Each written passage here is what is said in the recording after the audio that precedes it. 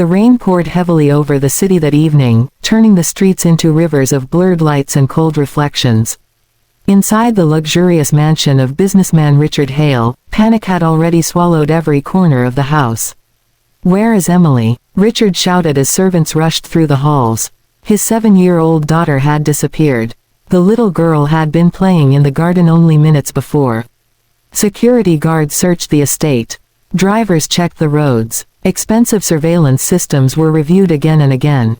Nothing. But while wealthy people argued and blamed one another, one person quietly ran into the storm without waiting for permission. Her name was Clara. Clara was the mansion's maid, a thin, soft-spoken woman of 26 who had spent her life fighting poverty. She worked 16-hour days to support her sick mother and younger brother living in a tiny apartment across town. Most people in the Hale mansion barely noticed her existence. Especially Richard's wife, Vanessa. Vanessa Hale came from old money and carried herself like a queen. To her, employees were invisible unless they made mistakes. She hated Clara from the beginning because Emily adored her. "Why is my daughter always following the maid around?" Vanessa once complained. "Because Clara is kind," Richard had answered absent-mindedly. Vanessa never forgot those words. Now, while everyone inside the mansion panicked uselessly, Clara remembered something important. Earlier that afternoon, Emily had spoken excitedly about feeding stray kittens near the old bridge outside the estate walls. Without wasting a second, Clara grabbed a flashlight and ran into the rain. The wind slapped her face as she searched through muddy streets. Cars sprayed dirty water across her clothes. Still, she kept running. "Emily," she cried. No answer. She reached the old bridge nearly 40 minutes later. Beneath it flowed a violent river swollen by the storm. Then she heard it. A faint cry. "Clara." Her heart nearly stopped. Down near the slippery riverbank, Emily clung desperately to a broken tree branch. One wrong movement and the current would drag her away. Oh God. Clara carefully climbed down the muddy slope.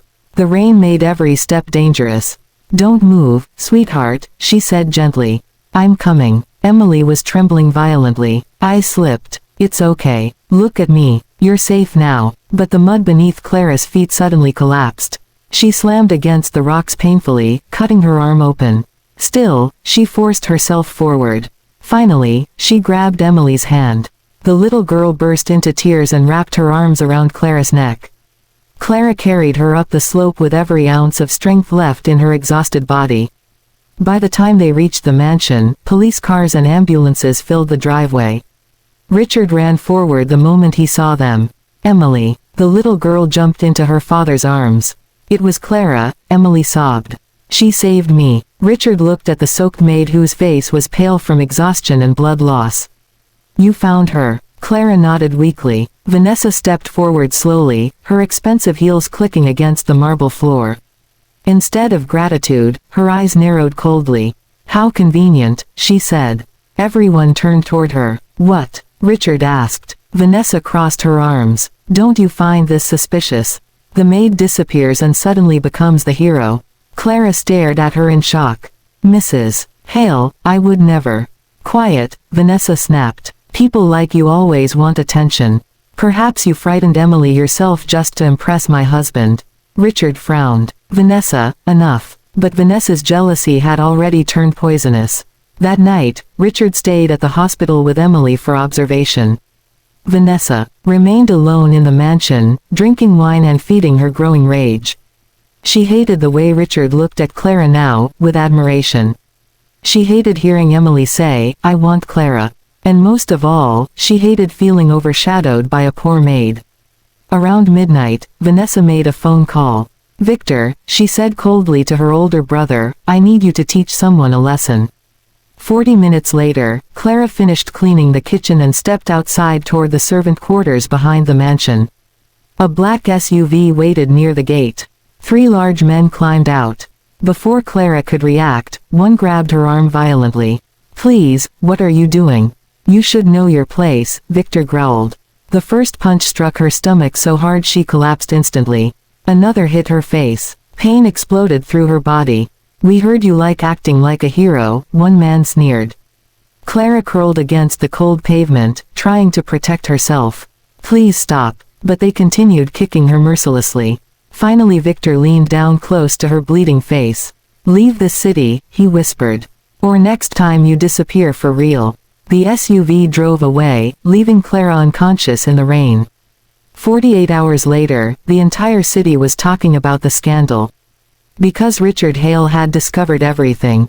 It started with Emily. The little girl refused to eat. "I want Clara," she kept saying weakly from her hospital bed. When Richard asked where Clara was, no one seemed to know. A strange feeling settled in his chest. He checked the security footage himself. At 2:13 a.m., he saw Vanessa's brothers arriving at the mansion. At 2:27 a.m., the cameras near the servant quarters mysteriously went black. Richard's face darkened. He immediately ordered a private investigation team to locate Clara. 6 hours later, they found her. She was lying in a charity clinic across town with broken ribs, bruises covering her body, and severe internal injuries. Richard stood silently beside her hospital bed. Clara looked terrified when she woke and saw him. "I'm sorry, sir," she whispered painfully. "I didn't mean to cause trouble." Richard stared at her injuries in disbelief. "You saved my daughter." Tears filled Clara's eyes. "I tried." Something inside Richard broke at that moment. Not because of the violence alone, but because even after everything, she still feared losing her job more than losing her life. "Who did this to you?" he asked quietly. Clara hesitated. Then she lowered her eyes. "It doesn't matter." But Richard already knew. That evening, he returned to the mansion colder than anyone had ever seen him. Vanessa sat calmly in the dining room sipping tea. "You found your precious maid?" she asked sarcastically. Richard placed photographs on the table. Photos of Clara's injuries. Vanessa's smile disappeared. "You sent your brothers," Richard said. "It was just a warning." "A warning." His voice shook with fury.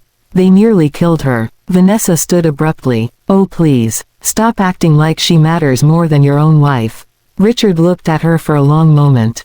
Then he said the words that destroyed her world. "I want a divorce." Vanessa froze. "You can't be serious. You attacked an innocent woman because you were jealous. She manipulated you." "No," Richard said quietly. "You revealed who you truly are." Vanessa's face twisted with rage. "You'd throw away our marriage for a maid." Richard's eyes hardened. "No, I'm throwing it away because my daughter almost died, and the only person brave enough to save her was the woman you tried to destroy." News spread quickly among elite social circles. The Hale family scandal became front-page gossip. But Richard no longer cared about appearances. For the first time in years, he began noticing things he had ignored before. The exhaustion on employees' faces. The fear people felt around Vanessa. The way Clara always quietly helped others without asking anything in return. Meanwhile, Clara prepared to leave the city. She packed her few belongings slowly despite the pain in her ribs. People like her didn't survive battles against wealthy families. She knew that. But when she opened her apartment door, she froze. Richard stood outside holding Emily's hand. The little girl immediately hugged Clara carefully.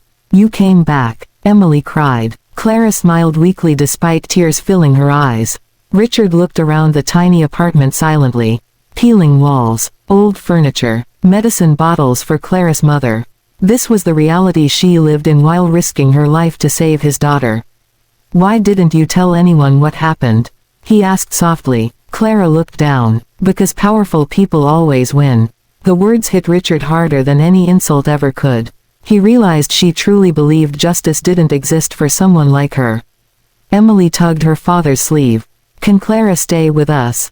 Clara immediately shook her head. "No, sweetheart, I can't." But Richard spoke before she could continue. "You're not returning as a maid." She looked confused. "Then why?" "Because Emily trusts you. And honestly," he paused. "So do I." Over the next few weeks, everything changed. Vanessa's brothers were arrested after the security footage became public. Vanessa herself lost her position in several charity organizations once society learned the truth behind her polished image. And Clara, for the first time in her life, she experienced something unfamiliar. Peace. Richard arranged proper medical care for her mother. He paid for her brother's education. But Clara resisted every gift. "I don't want charity," she insisted. Richard respected that. So instead, he offered her a real position managing the Hale Foundation's community programs. "You understand struggling people better than any executive I've ever hired," he told her. Clara accepted reluctantly, and unexpectedly, she excelled. She transformed neglected shelters, opened scholarship programs, helped abused women find protection. Employees admired her because she treated everyone with dignity. Even the media began calling her the maid who changed a billionaire. But what surprised Clara most was Richard himself. Without Vanessa's constant influence, he seemed different. Kinder, quieter, human. One evening after a charity event, they stood alone on the mansion balcony watching the city lights. "You know," Richard said softly, "before you, I thought success meant protecting wealth." Clara smiled faintly. "And now I think it means protecting people." For a moment, silence settled warmly between them. Then Clara looked at him seriously. "You don't owe me your life because I saved Emily." Richard shook his head. This was never about debt. His voice carried something deeper now. Something that frightened and comforted her at the same time. Months passed. Emily became healthier and happier than ever. The mansion no longer felt cold and tense. Staff members laughed openly again. And Clara slowly stopped feeling afraid. One winter evening, Emily organized a family dinner herself. She placed handmade name cards around the dining table proudly. One said, "Daddy," one said, "Me," and one said, "Clara." Clara laughed softly. "Emily." But the little girl frowned seriously. "You are family." The room grew quiet. Richard looked at Clara across the candlelight. Not as a maid, not as someone beneath him, but as the woman who had walked through storms, pain, and cruelty and still remained gentle. A woman stronger than anyone he had ever known.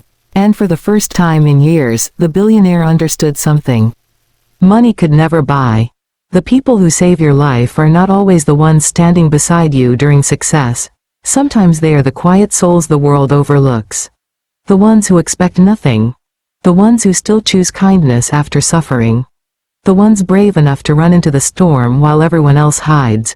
And sometimes, they become the reason your entire world changes forever.